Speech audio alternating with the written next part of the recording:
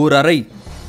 அதனுள், டேய், நான் உன்னை நம்பித்தானடா இங்கே வந்தேன், இவங்க கூட இருக்கவா வந்தேன் என அரை நிர்வாண கோலத்தில் கட்டிலில் உட்கார வைக்கப்பட்டிருக்கும் இளம் பெண்ணின் கதறல் கேள்வி அந்த வீடியோவை பார்க்க நேரிடும் எவரையும் குலை நடுங்க வைத்துவிடும். காதல் வலை வீசி அந்த பெண்ணை அழைத்து வந்த சபரிராஜன் என்கிற ரிஷ்வந்த் தன் முதுகுக்கு பின்னால் ரகசியமாய் செல்போனில் படம் எடுத்து கொண்டிருக்கும் நண்பர்களை சைகை மூலம் அழைக்கிறான். அந்த இளம் பெண் கையெடுத்து கும்பிட, என்னை விற்று என கதறும் போதே சபரிராஜனின் நண்பனான திருநாவுக்கரசு டீம் நுழைகிறது. தலையில் அடித்துக்கொண்டு அழுகிறாள் அந்த இளம் பெண்.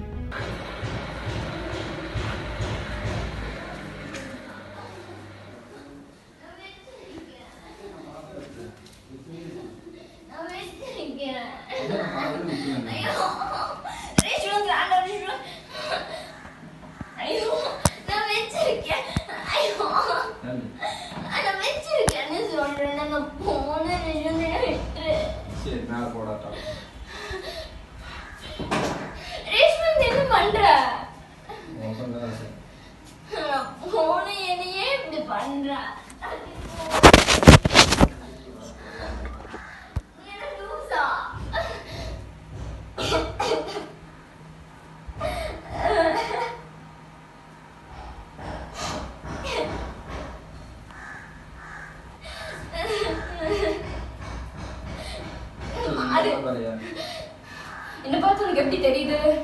எல்லாமே பார்த்துருக்கேன்.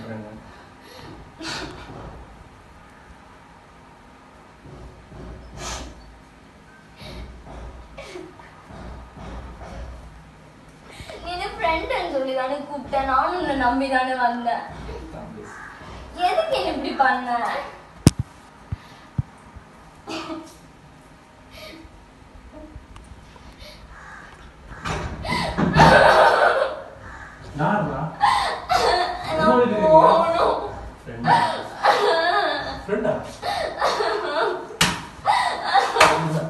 அதற்கு அடுத்த வீடியோவில் லெகின்ஸ் பேண்டோடு இருக்கும் அந்த இளம் பெண், அண்ணா பெல்ட்டால் அடிக்காதீங்க அண்ணா, நான் கழட்டுகிறேன் என துடிதுடித்தபடி அழுவது இதயத்தை இரு துண்டாக்குகிறது.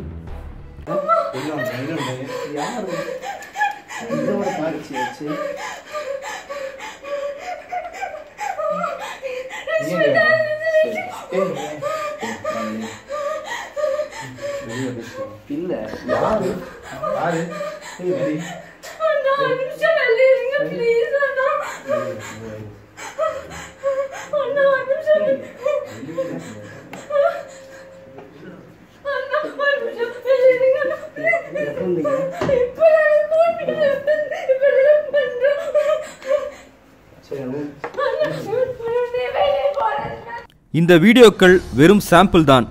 நிறைய வீடியோஸ் போலீஸ் கிட்ட இருக்கு. இவனுங்க நிறைய பெண்களை இப்படி துன்புறுத்தி இருக்காங்க. அதுல முக்கியமானவன் திருநாவுக்கரசு என கோவை பொள்ளாச்சியை சேர்ந்த ஒரு இளம் பெண் நம்மிடம் கதறியபடி சொன்னார். மொத்தம் 1100 வீடியோக்கள், எக்கச்சக்கமான போட்டோக்கள். எல்லோரும் கிராம பகுதிகளிலிருந்து படிப்பதற்காகவும் வேலைக்காகவும் செல்லும் இளம் பெண்கள். இவர்களை ஆசை வார்த்தையில் பேசி காதல் வலையில் விழச் செய்து சின்னப்பம் பாளையத்தில் இருக்கும் பண்ணை வீட்டில் வைத்து 10க்கும் மேற்பட்டோர் நாசம் செய்திருக்கிறார்கள்.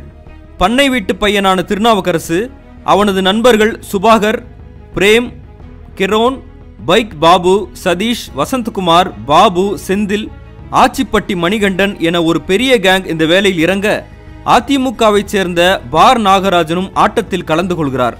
இங்கிருந்து மேலிடத்து அரசியல் தலைகள் வரை இளம் பெண்களின் சப்ளை லைன் நீண்டிருக்கிறது. இவர்களால் பாதிக்கப்பட்ட ஒரு பெண் புகார் கொடுத்து விவரம் வெளியுலகத்துக்கு தெரிந்ததுமே பார் நாகராஜனை காப்பாற்ற சென்னையிலிருந்து பிளைட்டில் வக்கீல் வந்திறங்குகிறார். அந்த பெண்ணின் உறவினர்களை ஒரு கும்பல் மிரட்டுகிறது. மக்கள், மாதர் சங்கம், எதிர்க்கட்சிகள் என குற்றம் செய்து கைதானவர்களுக்கு எதிராக குரல் எழுப்பிக் கொண்டிருக்க ஆளுங்கட்சி அதிகார பலத்தை குற்றவாளிகளுக்கு ஆதரவாக பயன்படுத்துகிறது. ஆட்சி அதிகாரத்தில் இருக்கும் ஆளும் தரப்பு பிரமுகர்கள் பலரது பெயரும் இந்த விவகாரத்தில் அடிபடுவதால் முக்கிய குற்றவாளி திருநாவுக்கரசு பலிகடா ஆக்கப்படலாம் என்ற செய்தியும் காவல்துறை வட்டாரத்திலிருந்தே கசிகிறது.